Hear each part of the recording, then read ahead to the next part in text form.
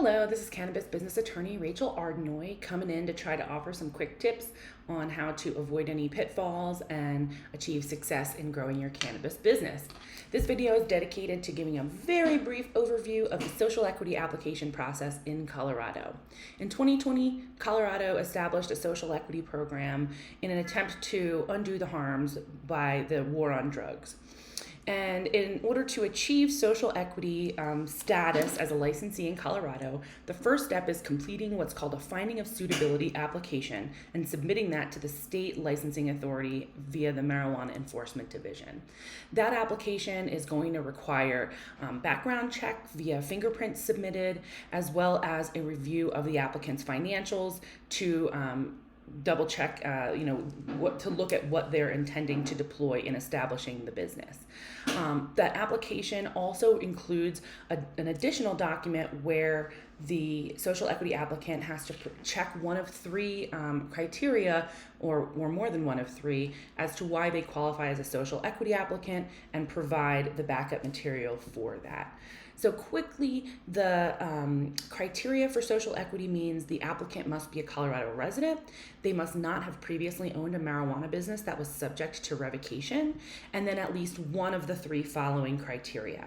They resided for at least 15 years between the years 1980 and 2010 in a census tract designated by the Colorado Office of Economic Development and International Trade as an opportunity zone or designated as a disproportionately impacted area.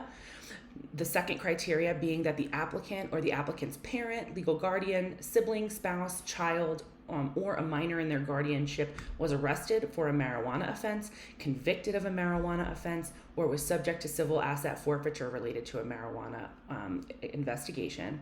Or the applicant's household income in the year prior to submitting that finding of suitability application didn't exceed 50% of the state's median income as measured by the number of people who reside in the applicant's household. Now, if you go to the Marijuana Enforcement Division's website or the Colorado Business Office's website, they have tools there to help applicants determine whether or not they did reside in an economic opportunity zone or disproportionately impacted area, or some tables out there for the state median income with different household numbers, so that way people can double check their income from the year prior to see if they qualify for that criteria. And so if someone meets all of those criteria, then they would include documentation to prove that and submit that along with their finding of suitability application and fingerprints to the Marijuana Enforcement Division with the associated fee. The Marijuana Enforcement Division will take what can be between a few weeks to a few months to process the finding of suitability application. But if the applicant is determined to be found suitable as a social equity applicant and they receive an approval letter, the applicant then has 1 year from the date of that approval letter to submit a business license application. And so during that year, the next steps would include researching localities within Colorado that are accepting cannabis business license applications, because some locals don't allow commercial cannabis operations. Then, as part of that research, they're going to want to research the land use requirements and then whether or not they can find a piece of property that is suitable to meet both the requirements of the local government as well as their business requirements. Once that step has been taken, you can apply for a state business license. The state business license requires a number of different attachments to be submitted, which is a lot of what our law firm helps with.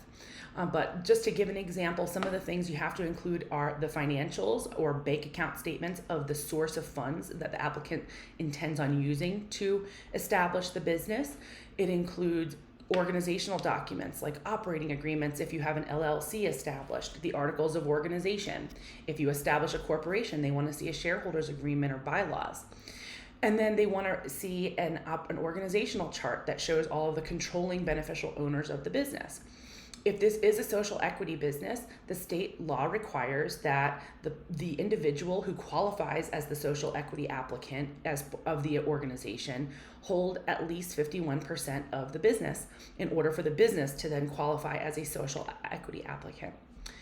So there's a lot of steps that are going on all around the same time. But that being said, the first step would be being found suitable. Whether or not you are a social equity applicant or not, any individual who wants to own 10% or more of a marijuana business in the state of Colorado must be found suitable and are then considered a controlling beneficial owner.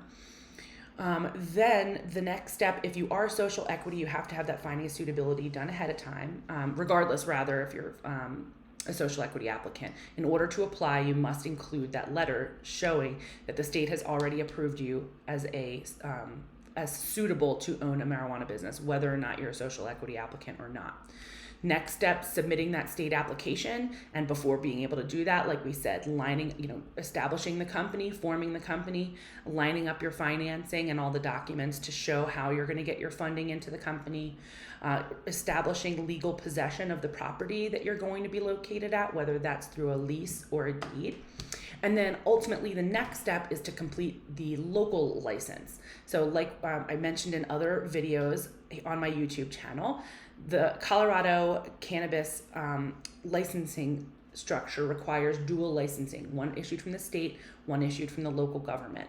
And so the process goes finding a suitability, submit state application, submit local application.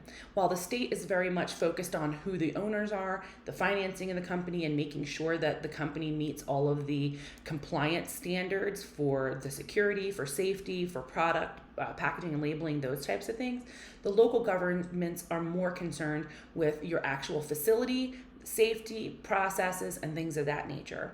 And so this is just a quick overview of the entire process. Obviously, there are a ton more steps in between and a lot of moving parts at the same time, which is why it's so very important to surround yourself with professionals who do this work day in and day out.